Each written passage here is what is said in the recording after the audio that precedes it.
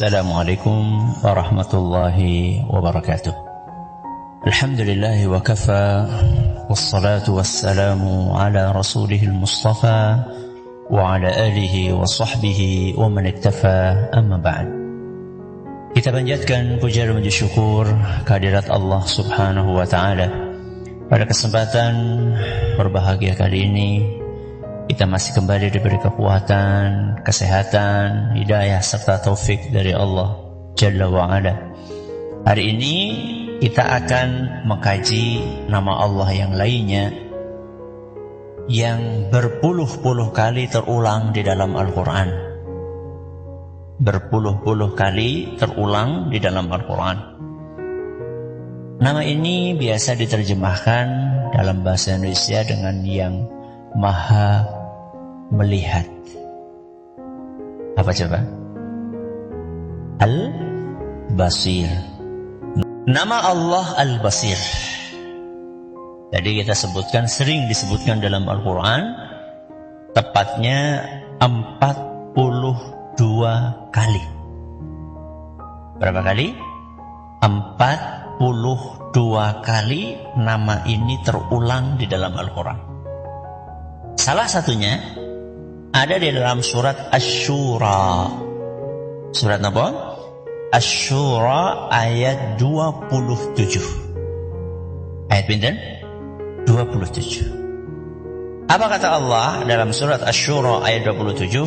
Innahu bi'ibadihi khabirun basir. Innahu bi'ibadihi khabirun basir. Ada berapa nama di situ? Saya ulangi. Innahu bi'ibadihi khabirun basir. Ada berapa nama? 3 apa 2? 2 apa 4? 24? 2 ya. Yang pertama apa? Al-Khabir. Yang kedua Al-Basir. Apa artinya? Innahu, sesungguhnya dia. Sinten dia? Allah. Sesungguhnya dia, yaitu Allah, bi'ibadihi, kepada para hambanya, khabirun, maha teliti atau maha mengetahui. Kemudian apa? Basir, maha melihat. Nah, yang kita garis bawahi adalah nama Allah apa? Al-Basir. Apa artinya? Al-Basir, ya, maha melihat. Apa maknanya? Alladzi ahata basaruhu bijami'il mubsirat. Al-Basir itu adalah artinya yang penglihatannya meliputi segala sesuatu yang bisa dilihat. Yang penglihatannya meliputi segala sesuatu yang bisa dilihat. Di mana? Fi aqtaril ardi was samawat. Di seluruh penjuru bumi maupun di mana? Di langit. Jadi apapun itu dilihat sama siapa? Allah. Kalau kita bahkan isi rumah kita saja banyak yang belum kita lihat. Apa? Isi rumah kita yang belum kita lihat apa? Ngisore ambene jenengan kuwi lho. Ya, longan. Coba terakhir jenengan ngelihat longan kapan? Pas pindahan Ustaz. Berapa tahun coba? Itu padahal di mana? Di dalam rumah kita. Gak usah jauh-jauh di kantor, gak usah jauh-jauh di Amerika. Katun. Gak usah jauh-jauh, di dalam rumah aja. Di bawah dipan kita nggak tahu. Di kolong dipan kita nggak tahu. Di balik nopo? Lemari kita. Kapan terakhir jenengan geser lemari? Ya. Di baliknya ada apa? Nggak tahu. Kapan itu saya bersih-bersih? Ini zamannya lagi sibuk nulis disertasi, buku numpuk, sudah buku numpuk di satu ruang, saking bingungnya rak sudah penuh semua, akhirnya ditaruh di tumpuk-tumpuk, ada yang di kursi, ada yang di meja, ada yang di lantai. Kemarin lagi jangan rubes temen gini. Coba dibersihkan. Begitu dibersihkan nemu apa? Apa jajan? Kalajengking. Astagfirullahaladzim. Ya. Kecil sih kalajengking, tapi cilik kan kalajengking. Itu padahal sudah lama banget mungkin. Ya masih kecil mungkin belum lama banget ya. Tapi mungkin induknya sudah masuk ke situ. Mungkin dia beranak atau bertelur di situ, saya nggak tahu. Karena memang itu ruang kerja saya itu dekat dengan pintu gitu loh. Ya memang ada pintunya terus keluar gitu. Di luar sudah taman, sudah banyak pohon bambu macam-macam gitu. Ya mungkin ada yang kesasar mampir di situ. Itu di ruang kerja ya. Yang setiap hari mulai dari bangun pagi sampai tidur kembali saya itu aktivitas di situ. Tidak tahu kalau ternyata di dalam ruang itu ada kalajengking. Setelah ini jenengan mau buka-buka terserah. Ya, jenengan penasaran pengen beruang kalajengking apa itu terserah jenengan. Tapi ini menunjukkan bahwa penglihatan kita itu sangat terbatas. Berbeda dengan penglihatan sinten Allah. Tidak ada satu hal pun yang luput dari penglihatan Allah. Di muka bumi maupun di mana? Di langit. Al-khafi wa ma huwa akhfa. Sesuatu yang enggak kelihatan termasuk yang super enggak kelihatan. Dikasih contoh di sini apa? Fayara dabiban namlis sauda. Allah Subhanahu wa taala itu melihat semut kecil yang berwarna hitam. Ala sakhratis samma, di atas batu yang hitam. Fil lailatiz zalma, di malam yang gelap gulita. Priwe jajan. Semut napa? Kecil warnanya hitam. Jalan di mana? Batu yang warnanya hitam. Kapan? Di dalam hitamnya kegelapan malam. Priwe jajan gue berwe. Dari mana Allah melihatnya? Ar-Rahmanu 'alal 'arsyis tawa. Dari atas arsy Allah Subhanahu wa taala bisa melihat semut kecil tersebut. Mungkin di bawah karpet jenengan sekarang itu ada semut, tapi jenengan nggak lihat. Padahal itu dekat banget. Padahal cuma berjarak beberapa senti dari penglihatan panjenengan, nggak bisa melihat. Tapi Allah Subhanahu wa taala dari atas arsy-Nya, dari atas langit yang ketujuh, Allah Subhanahu wa taala bisa melihat semut kecil berwarna hitam yang sedang merayap di atas batu hitam di dalam hitamnya kegelapan malam. Ditambahi lagi sama penulis. Apa kata beliau? Bukan hanya semutnya yang kelihatan, wa jami'a a'dha'ihal batinah wadh-dhahirah. Bukan cuma semutnya yang dilihat sama Allah, tapi seluruh organ semut tersebut. Semut memang punya organ. Organ yang kelihatan, tangan, kaki. Ya saya nggak tahu yang mana, yang tangan, yang kaki. Kepala itu organ apa? Luar. Organ dalam apa? Usus ya. Semutnya usus. Semut ambekan apa? Paru-parunya apa? Usus ya. Lambungnya usus. Itu kelihatan sama Allah Azza wa Jalla. Saya tambahi. Apa yang di dalam tulang? Sumsum. Tambahi sumsumnya semut.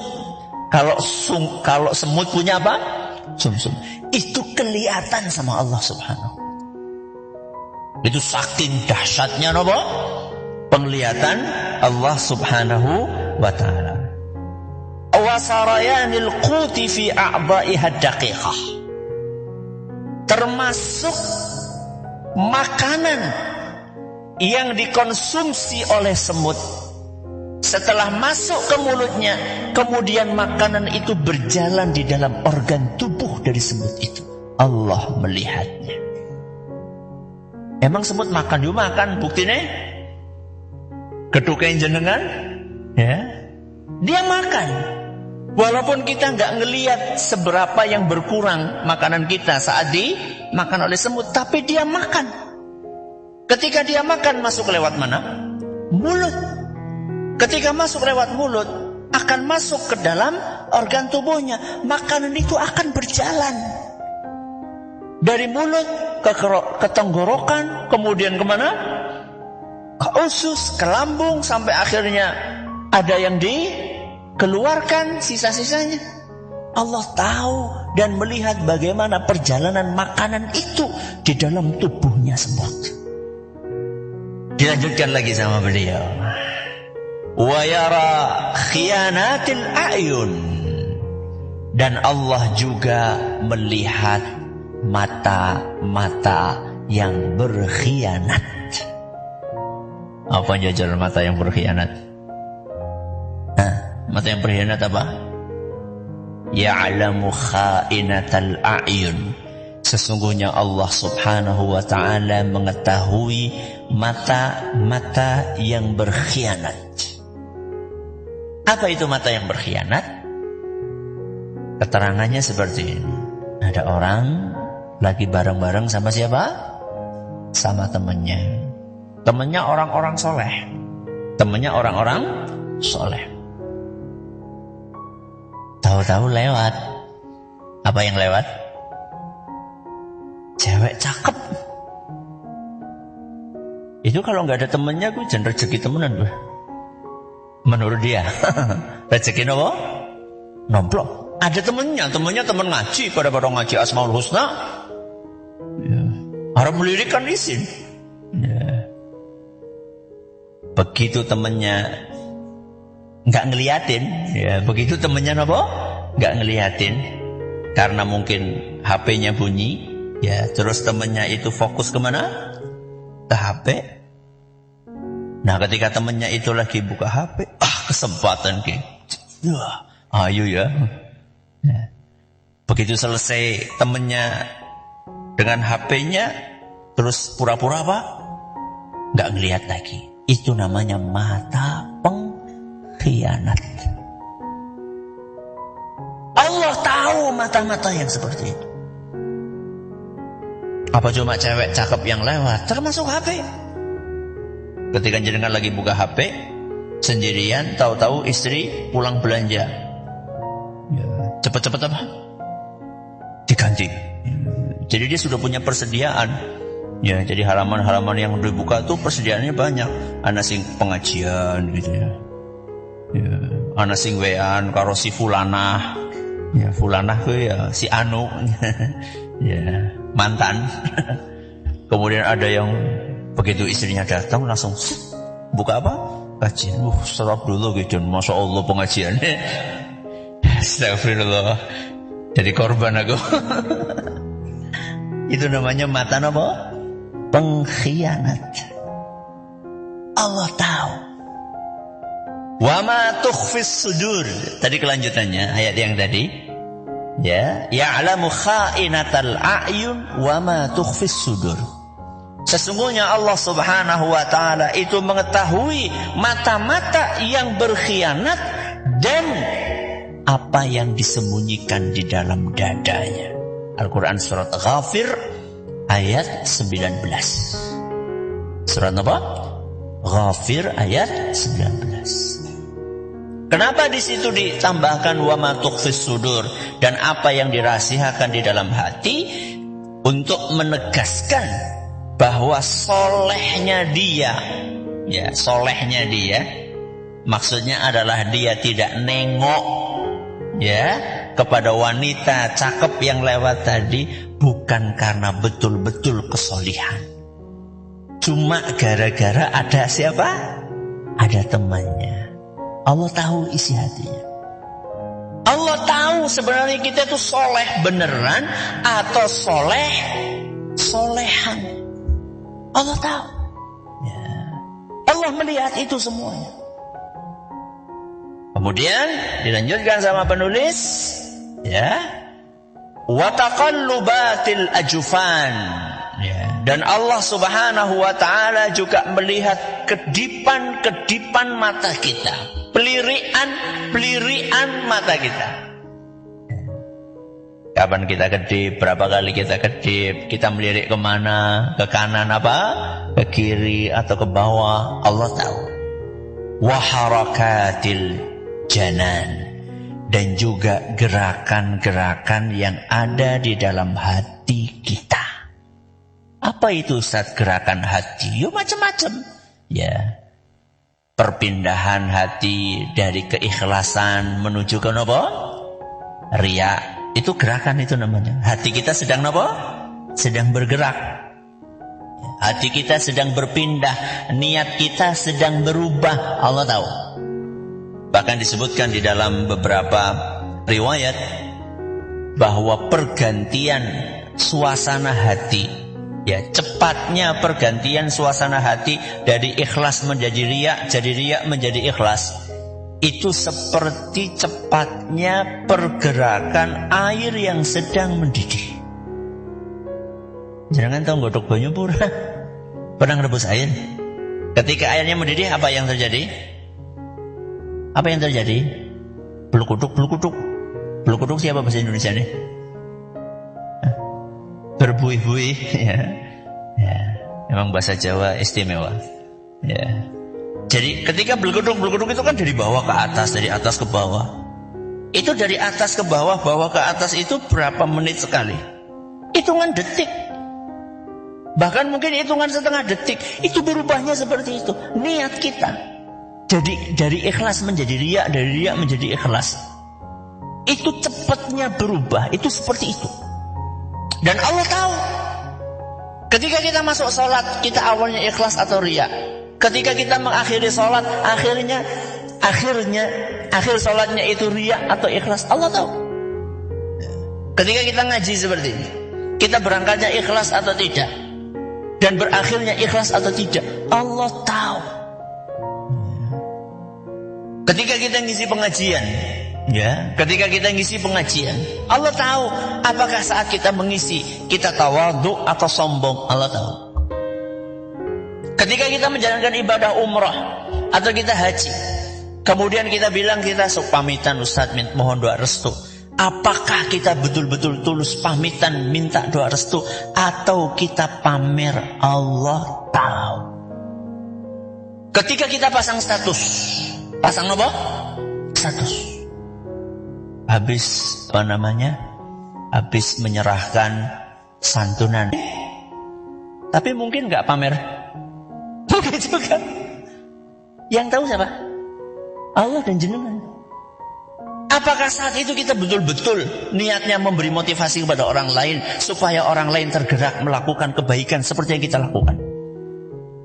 Atau sebenarnya motivasinya adalah, tujuannya, niatnya adalah untuk pamer, supaya orang-orang pada ngelem, supaya orang pada muji. Allah tahu isi hati kita. Allah tahu semuanya. Allah melihat pergerakan yang ada di dalam hati kita. Itu makna apa? Al-Basir. Lanjut. Jadi makna Al-Basir itu ada dua. Ada berapa? Ada dua. Makna yang pertama, Allah memiliki penglihatan yang sempurna. Allah memiliki apa? Penglihatan yang sempurna. Yakin apa mboten Allah punya penglihatan? Yakin. Kenapa yakin? Karena Allah sendiri yang mengatakan. Ya. Masa Allah menyampaikan sesuatu kita nggak yakin? Orang sopan teman. Ya. Ustaz nanti jadi mirip kayak penglihatan manusia. Ya orang mungkin. Ya. Nggak mungkin mirip sama penglihatan manusia. Kenapa nggak mungkin? Kenapa nggak mungkin? Karena Allah Maha Sempurna, manusia penuh dengan kekurangan. Makanya ayat yang kita hafal semuanya, laisa kamitslihi syai'un. Tidak ada sesuatu apapun yang mirip dengan Allah. Wa huwas sami'ul basir. Nah, ini juga dalil ini. Sami'ul basir. Sami itu maha mendengar. Basir itu maha melihat. Allah itu punya pendengaran, Allah punya penglihatan, namun penglihatan Allah tidak mirip dengan siapapun. Allah punya pendengaran, tadi saya ngomong pendengaran, penglihatan? Pendengaran ya tadi. Dan Allah punya penglihatan, yang penglihatan Allah tidak mirip dengan siapapun. Itu makna ayat ini. Jadi laisa kamitslihi syai'un, tidak ada satu makhluk pun yang mirip dengan Allah. Itu bukan untuk menolak nama-nama dan sifat-sifat Allah. Ada sebagian orang percaya Allah maha melihat, nanti kayak menungsa. Loh, dalilnya apa? Laisa kamitslihi syai'un. Loh, kenapa nggak dibaca sampai akhir? Kenapa cuma diambil apanya? Depannya saja laisa kamitslihi syai'un, enggak ada yang mirip sama Allah. Lanjutkan dong kelanjutannya. Apa kelanjutannya? Wa huwas samiul basir. Allah itu maha melihat, maha mendengar. Allah maha mendengar, maha melihat. Arti dari ayat tadi, Allah punya penglihatan yang sempurna, dan penglihatan Allah pasti berbeda dengan penglihatan makhluknya. Allah punya pendengaran yang sempurna, dan pendengaran Allah itu pasti berbeda dengan pendengaran sinten? Manusia. Ya. Ini makna yang pertama. Allah itu memiliki penglihatan yang sempurna. Inna lahu subhanahu basaran yaliku bi'azamatihi. Allah itu memiliki penglihatan yang layak dengan keagungannya. Makanya tadi kita katakan penglihatan yang maha nopo? Sempurna. Yuhitu bi'aqtaris samawati wal ard.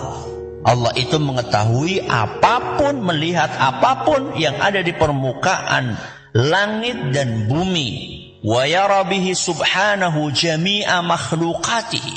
Dan Allah subhanahu wa ta'ala melihat seluruh makhluknya. Daqiqiha wa jaliliha. Yang kecil maupun yang besar.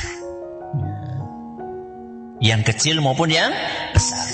Wala yakhfa alaihi minha syai'. Tidak ada satu apapun yang luput dari penglihatan Allah subhanahu wa ta'ala. Ini makna yang pertama. Memiliki apa?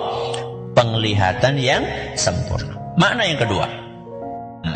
Makna yang kedua dari maha al-basir. Makna dari al-basir adalah bahwa Allah subhanahu wa ta'ala maha mengetahui segala sesuatu. Jadi yang pertama maknanya memiliki apa? Penglihatan yang sempurna. Makna yang kedua, maha mengetahui segala sesuatu. Segala sesuatu apa ya? Segala sesuatu. Jadi Allah itu maha mengetahui sebenarnya yang pantas dan cocok buat kita itu jadi orang kaya atau jadi orang miskin. Allah maha tahu. Jadi nggak usah banyak protes. Ya, sebenarnya kita ini cocok di sini maksudnya bukan cocok penampilan ya. Ada sebagian orang penampilannya kayak wong sugih tapi kere. Ana wong penampilannya kayak wong kere tapi wong sugih. Bukan itu maksud saya. Cocok atau tidak cocok itu bukan di situ. Tapi cocok atau tidak cocok di sini adalah orang ini kira-kira solehnya, baiknya itu jadi orang kaya atau jadi orang miskin. Itu maksudnya cocok. Orang ini cocoknya, solehnya jadi orang kaya atau orang miskin. Karena ada sebagian orang memang harus jadi orang miskin supaya soleh. Sugih didik orang sholat. Ada sebagian orang seperti itu. Ya. Cuma kaya dikit aja jadi nggak sholat. Minimal sholatnya telat-telat. Ki pancen cocoknya jadi wong kere. Ya. Ustaz nek wis kere ora salat, parah banget gue. Ya wis kere ora salat mending. Ya, melasih banget gue. Sengsara dunia akhirat. Ya.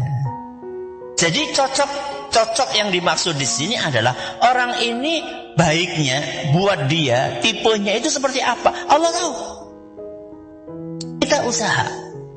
Jadi Allah tahu, ada sebagian orang cocoknya jadi orang kaya, gak bisa jadi orang miskin. Ya. Maka sama Allah dijadikan kaya raya. Kenapa? Karena kalau dia kaya, hartanya bisa dimanfaatkan untuk kepentingan apa? Islam, kepentingan agama. Maka oleh Allah subhanahu wa ta'ala dijadikan dia orang kaya. Dikit miskin aja bisa murtad. Ya. Sedikit miskin bisa murtad orang ini. Maka sama Allah, karena kasih sayangnya Allah bikin dia kaya. Jadi Allah bikin mukmin kaya itu karena kasih sayangnya. Dan Allah bikin mukmin miskin juga karena apa? Kasih sayangnya. Jadi tidak ada Allah subhanahu wa ta'ala itu sengaja menyengsarakan mukmin, itu tidak ada. Jadi kalau ada mukmin ya, untuk orang yang tidak beriman, mukmin. Kalau ada orang mukmin dia miskin, itu karena kasih sayang Allah. Allah tahu orang ini kalau dikasih kekayaan bahaya. Bukan hanya kaya, tapi nopo raya. Karena kasih sayang Allah, orang ini cocoknya jadi orang nopo kaya. Allah Maha mengetahui. Kemudian dilanjutkan lagi ya di dalam kitab yang lain, Allah Subhanahu wa ta'ala Maha mengetahui siapa yang layak mendapatkan hidayah dan siapa yang tidak layak mendapatkan apa? Hidayah. Ini terkait dengan takdir. Ya.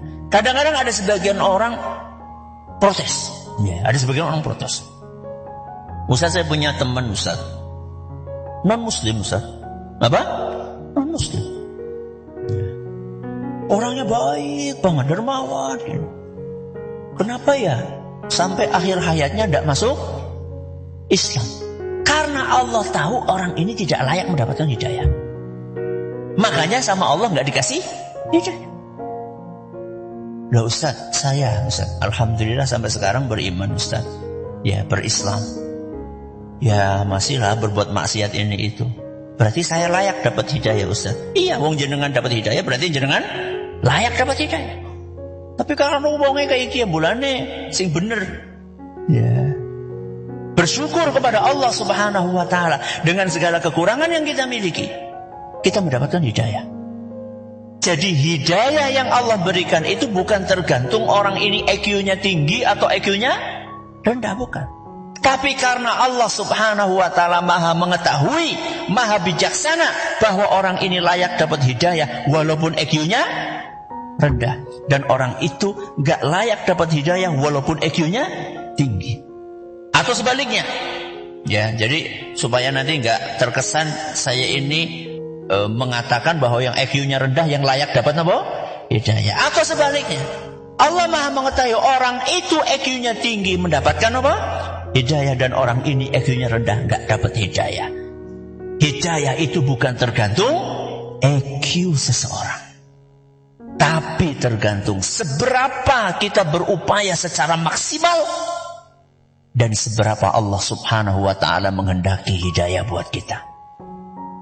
Dan rata-rata kebanyakan dari kita mendapatkan hidayah bukan karena effort. Nopo effort? Bukan karena usaha. Enggak seperti sini. Salman Al-Farisi. Salman Al-Farisi mendapatkan hidayah pantas. Kenapa? Karena pencariannya Allahu Akbar. Dari Persia, bayangkan, sampai ke Romawi, ya, sampai ke Madinah, perjalanan ribuan kilometer, sampai dijadikan budak, dijual belikan, ditindas, disiksa, sampai akhirnya menemukan secercah hidayah agama apa? Islam. Kulo kalian jenengan, apa boleh kayak gue? Seperti itu pencariannya. Rata-rata dari kita Islamnya Islam keturunan. Kenapa agama ini Islam? Ramane karo biunge Islam. Maka bersyukur kepada Allah. Itu maksudnya. Bersyukurlah kepada Allah seperti itu. Tapi kenapa kita ditakdirkan sama Allah terlahir di dalam keluarga yang Islam? Itu murni semata-mata karena karunia dari Allah. Maka bersyukur. Bersyukurnya bagaimana? Dijaga hidayahnya. Caranya jaga hidayah pribon? Ngaji. Kita itu gak seperti Salman dari Persia ngaji kemana? Ke Madinah.